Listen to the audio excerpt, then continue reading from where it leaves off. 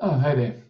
Microsoft Teams and booking meetings. It's an interesting challenge for people because in the Department of Education, we have currently got Exchange on premises. Our Microsoft Exchange mailboxes for staff is hosted in the State Data Centre. And because it's not Exchange Online yet, that's something that we're working towards, we are unable to have two buttons on our Teams on the left-hand side here, one being meetings and one being calendar. And those two work in unison with each other to allow people to book meetings and have meetings available at set times as events. What we do have, however, with our Exchange on premises is anyone who has Microsoft Outlook as well as the Teams app installed on their computer. So here's Microsoft Outlook, can jump across into the calendar and could jump into the calendar booking area and book a meeting. And what they can do is make any meeting a Teams meeting. They've got an option for Skype, but they've also got an option for Teams. And when you click on that, it's really handy because what it does is generate a URL for a Teams meeting with whoever you want to invite. So you can invite multiple people. What I'll do is just invite myself for now. So I'm here booking myself into a Teams meeting. It's half an hour, it's on today, and this is the URL. What I'm going to do is send that, and what I'll do is don't send, and I'll say whole team meeting. So give it a subject, that's really important. So I'm going to send that, and here is my whole team meeting. It's now been added to my calendar. I could have invited a whole lot of different people. If I open that up, I can put a whole lot of different people in here. If I was a teacher, I could copy and paste all the email addresses of my students, which if I'm a teacher who uses email all the time, I'll have that as a list somewhere and I could very easily include that and paste them in. But before I do that, one thing I do want to show in this new Teams meeting option is this meeting options link that's down here. If you, as the host or the organizer of this meeting, come into here, control click that link, what it does is opens up in your browser some Teams meeting options.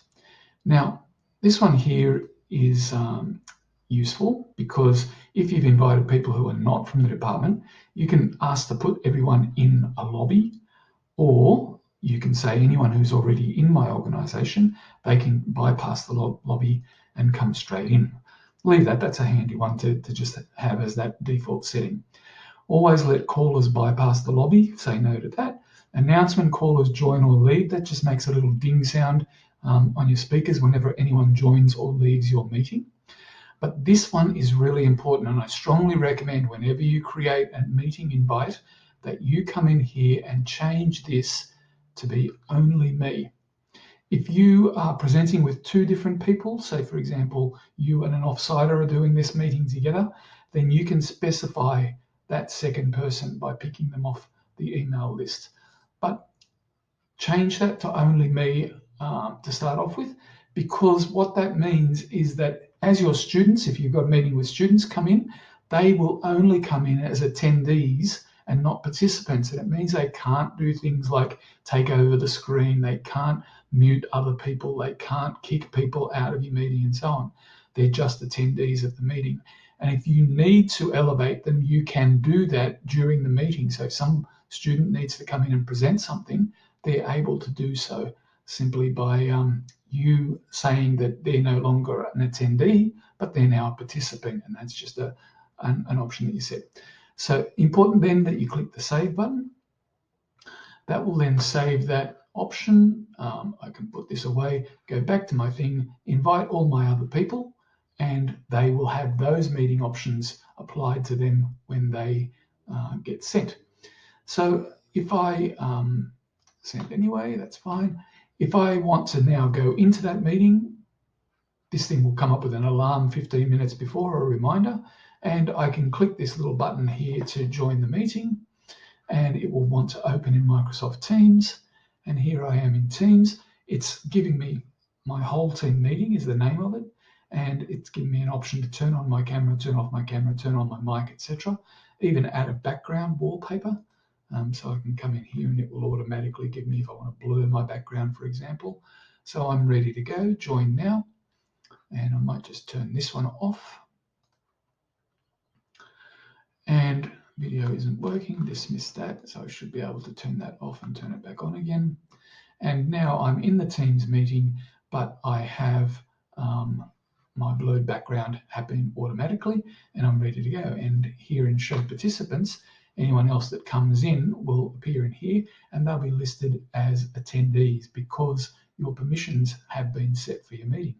Really handy way of controlling your meeting a whole lot better and scheduling. If you've got the full Outlook client, you can use that tool to schedule meetings and have people attend your meeting via a calendar invite. Very handy. If you don't have Outlook full desktop client and you're a teacher, you can actually request that you go to your principal and you say, I really need the Outlook desktop client, and they can log a ticket on your behalf to request that joe.blogs needs to get the full Outlook client, and that can be made available to you. Okay, I'm going to create another video shortly that is all about how can I schedule meetings when I don't have the full desktop client of Outlook. See you then.